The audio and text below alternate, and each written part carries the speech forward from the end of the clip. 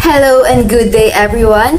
We are the Group 6 presenter and today we will discuss about cognitive behavioral therapy. We will start the discussion with the definition of terms, followed by the history and principles. Then we will also talk about its application, and there you can understand its uses and how it became a very helpful tool. So let's start with our first part. What is cognitive behavioral therapy or CBT? It is a type of treatment that helps people learn how to identify and change destructive or disturbing thought patterns that have a negative influence on behavior and emotions. CBT is based on the idea that how we think, how we feel, and how we act all interact together. Specifically, that our thoughts determine our feelings and our behaviors. Through CBT, these thoughts are identified, challenged, and replaced with more objective and realistic thoughts. Cognitive behavioral therapy is used to treat many conditions, including addictions, anxiety, bipolar disorder, depression, and eating disorders. CBT is about more than identifying thought patterns. It is focused on using a wide range of strategies to help people overcome these thoughts. Techniques may include journaling, relaxation techniques, and mental distractions. The cognitive therapist teaches clients how to identify distorted cognitions through a process of evaluation. One of the greatest benefits of cognitive behavioral therapy is that it helps clients develop coping skills that can be useful both now and in the future.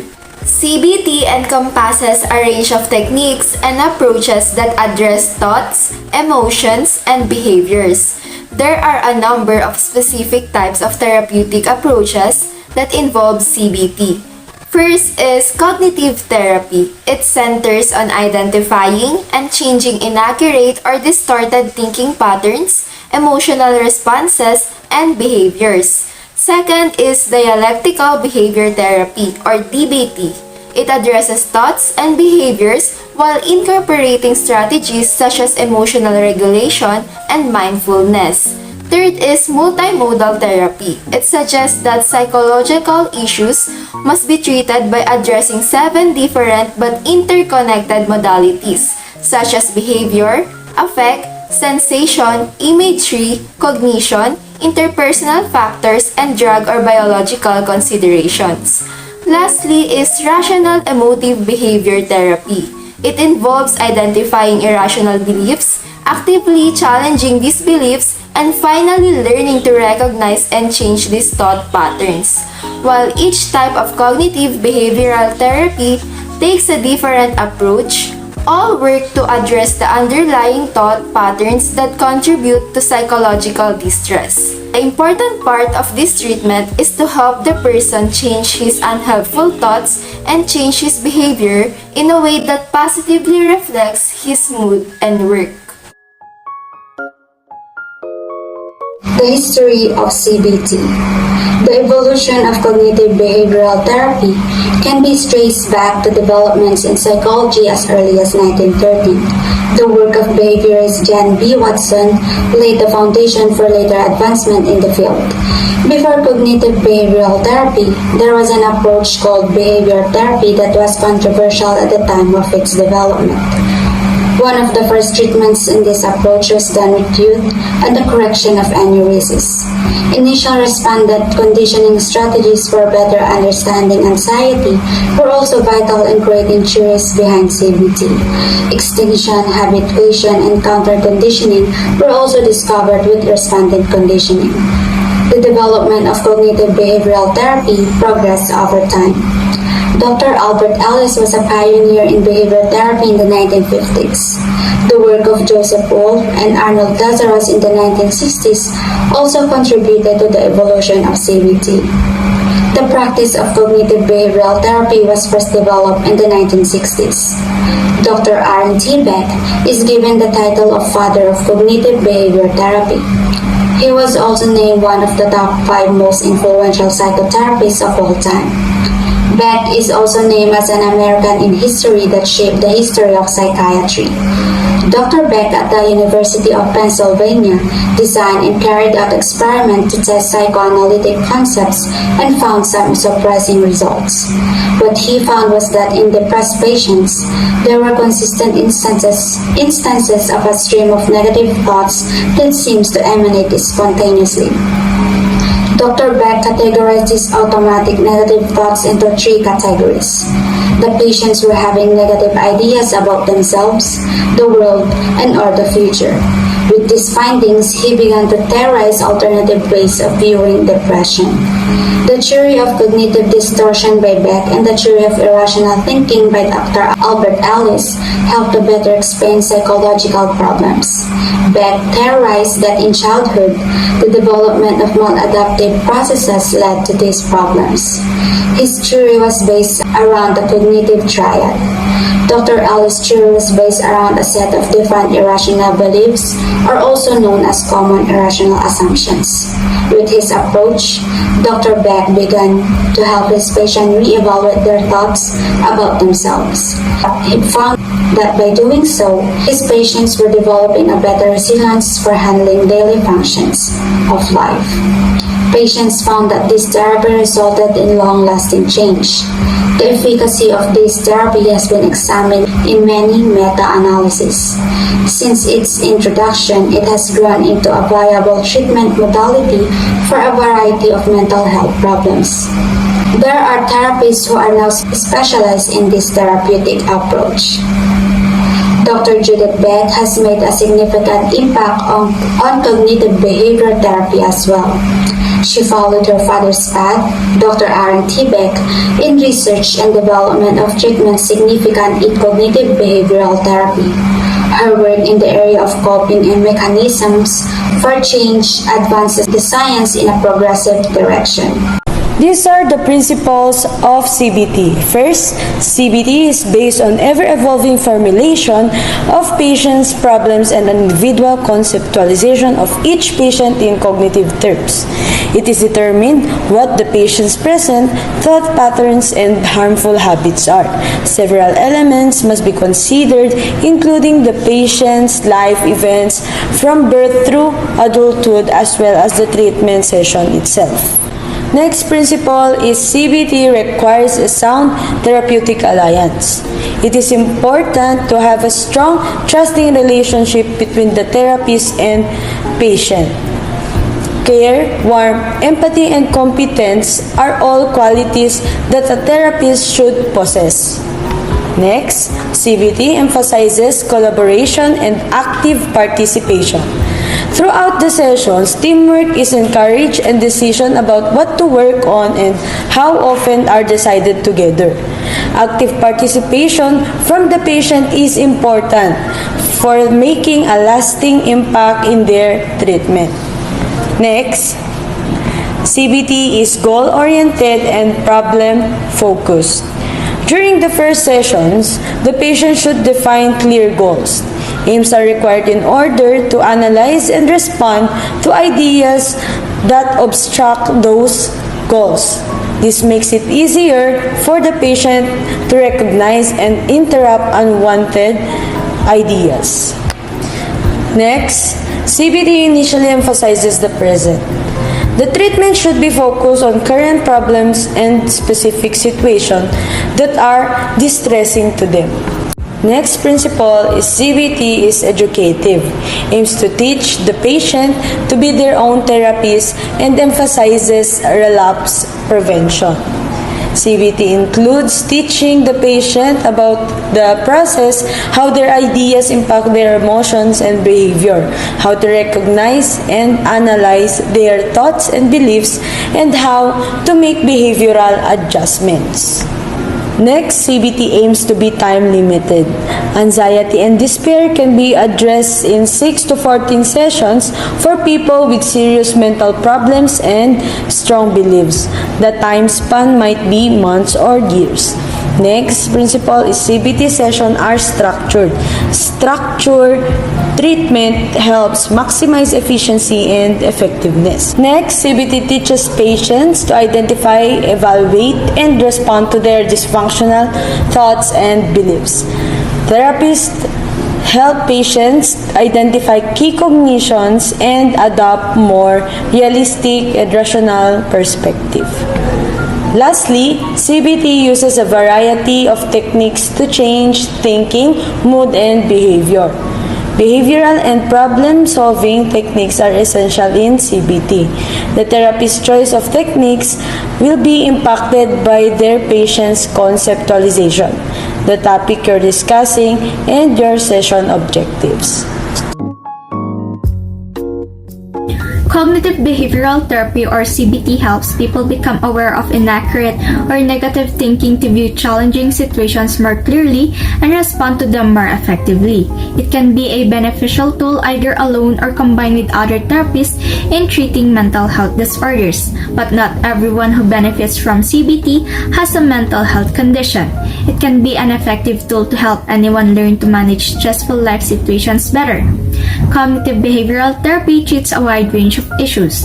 It's often the preferred type of psychotherapy because it can quickly help people identify and cope with specific challenges. It generally requires fewer sessions than other types of therapy and is done in a structured way. Cognitive behavioral therapy is a helpful tool to address emotional challenges. For example, it may help you manage symptoms of mental illness, prevent a relapse of mental illness symptoms, treat a mental disease when medications aren't a good option, learn techniques for coping with stressful life situations, identify ways to manage emotions, resolve relationship conflicts and learn better ways to communicate, cope with grief or loss, overcome emotional trauma related to abuse or violence, cope with a medical illness, and manage chronic physical symptoms. Mental health disorders that may improve with CBT includes the first is depression. Cognitive behavioral therapy helps people uncover unhealthy patterns of thought and identify how they may affect the mood, beliefs about self, and overall outlook on life. The therapist may also assign homework so that the patient can practice replacing negative thoughts with more positive thoughts in real time. CBT is proven to be effective in treating mild to moderate levels of depression. In some cases, it can be combined with other treatments like antidepressants or other medications to treat depression. The second is anxiety disorders.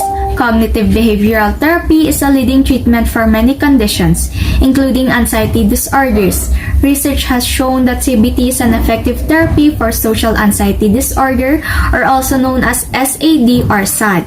People with SAD or SAD experience negative thoughts that occur automatically and are out of step with reality. These thoughts increase anxiety and lessen your ability to cope. For example, if you fear public speaking, just thinking about the situation will elicit thoughts of embarrassment and fear of failure. The goal of CBT is to replace these cognitive distortions with more realistic views. The third is phobias. One part of the cognitive behavioral therapy treatment process in treating simple phobias involves gradual exposure to your fear. Hence, you feel less anxious about it, known as desensitization or exposure therapy.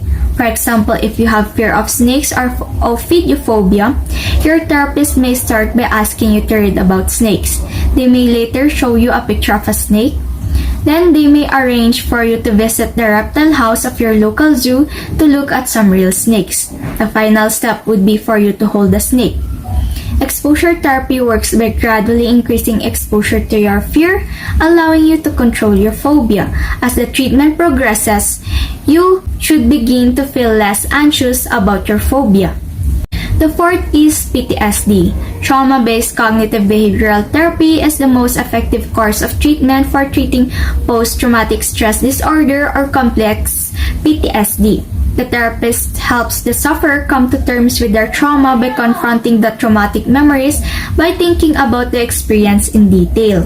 The fifth is sleep disorders. Cognitive behavioral therapy for insomnia is a structured program that helps identify and replace thoughts and behaviors that cause or worsen sleep problems with habits that promote sound sleep. Unlike sleeping pills, CBT helps you overcome the underlying causes of your sleep problems. It is usually recommended as a first line of treatment. The cognitive part of CBT teaches you to recognize and change beliefs that affect your ability to sleep. This type of therapy can help you control or eliminate negative thoughts and worries that keep you awake. The behavioral part of CBT helps you develop good sleep habits and avoid behaviors that keep you from sleeping well. My sleep is terrible. I have a few drinks before bed, but still toss and turn all night. I'm usually up until 3 or 4 just messing around on the internet. I don't even try to go to sleep anymore. I go to sleep but can't fall asleep. It's been like that for a few years. I just got used to not sleeping when I was deployed. We got maybe 4 hours all night, so that's what I've done since then.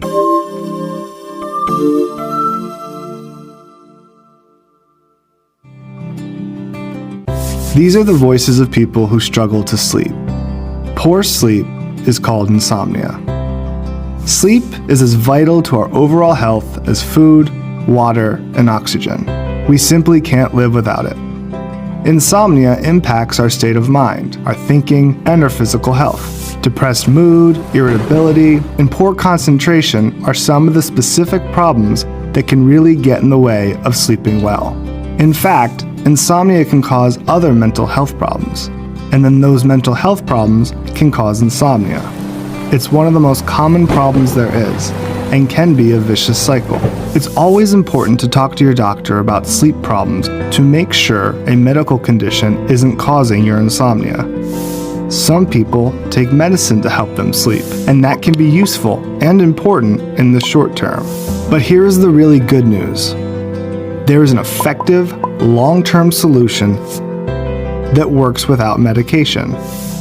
Cognitive behavioral therapy for insomnia, or CBTI, is an evidence-based therapy that has been shown to help people recover from insomnia and resume healthy sleeping patterns. CBTI focuses on how the things we do during the daytime impact our sleep. This includes what we eat and drink, when and how much we exercise, caffeine or nicotine use, and our overall daily schedule. Naps, screen time, and bedtime routines are also important parts of healthy sleep. In CBTI, you use a sleep diary to really understand how you sleep. Sometimes it's hard to fall asleep, and sometimes people wake up early. Some people wake up several times during sleep hours, and other people have dreams or nightmares that wake them. CBTI addresses each of these problems in order to gradually adjust your sleep patterns back to where they should be. The way you think about your sleep is also addressed. One person could say, "Oh, I just got used to 4 hours, and that's all I need." And someone else might say, "I'm no good unless I get a full 10, and I also need a nap." Both of these people, with a CBTI-trained therapist, can learn to identify a true, healthy amount of sleep that works for them. CBTI is very effective to treat almost any type of insomnia. Sometimes it is the primary tool to get sleep back on track, and sometimes it's used along with medication and is still of enormous help. Good sleep matters for all of us and affects feelings, thinking, activity, and relationships. CBTI is an effective and safe way to help you get the sleep you need in order to live your life to its fullest. Here is a short comparison between taking medication and using CBT. Meta-analytic reviews in general find that CBT and medication both work similarly well in the short term. However, when the treatment ends, CBT tends to yield better results. This is because the skills people learn during a course of CBT can enable them to maintain the progress made after the treatment ends. Medications do, however, work faster than CBT. The difference is usually only a matter of weeks, and for someone who is suffering from severe anxiety, a few weeks may feel like a lifetime. It should be noted that medications often only work during the duration that you take them, whereas CBT can continue to keep future anxiety issues at bay long after treatment has ended. Another consideration is the fact that medication does not cure anxiety, so the symptoms might return shortly after stopping treatment. Many patients prefer to stop taking medication at some point. If symptoms of anxiety return, they may need CBT or another type of therapy to help them learn methods of dealing with the anxiety itself. On the other hand, some people feel comfortable taking medication indefinitely. So, as a conclusion, CBT is effective because it has the capacity to engage even the most serious problems. Therapists using CBT as a primary method for treating their clients report success with highly complex disorders like PTSD, specific phobias, generalized anxiety, social anxiety disorder, depressive disorder, and many more. So at the end of the day, the ability to address a person's thoughts, processes, and their intrinsic behavior provides the foundation on which most mental disorders can be efficaciously engaged.